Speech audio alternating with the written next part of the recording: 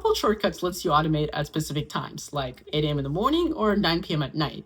But what if the time isn't fixed? Let's say you need to run a shortcut after your next meeting ends, or maybe randomly today. How do we do that?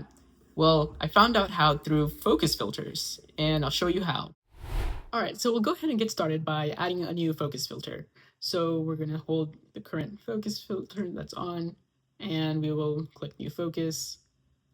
You can choose any type of filter you want. I call it dynamic here, but you can call it whatever. And then next, customize focus.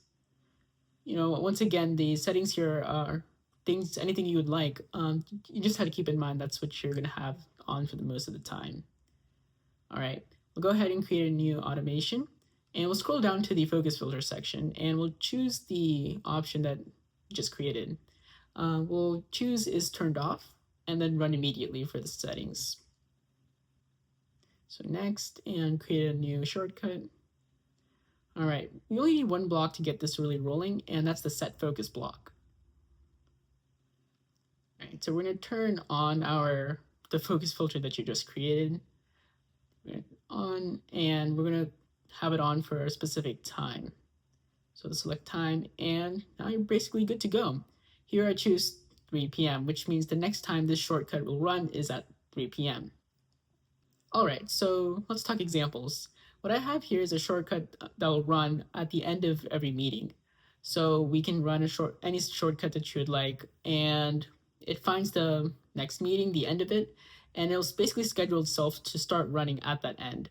And this is a self loop, so it'll keep going until you stop it. All right, for our next example, we have a randomly running shortcut. Basically, we asked ChatGPT to choose another time randomly within the next hour, and we get to run that shortcut randomly in that hour. There's a lot of ways you can customize this, but that's how you can do randomization now through this method. All right, we saw how it works, and we saw also a few use cases.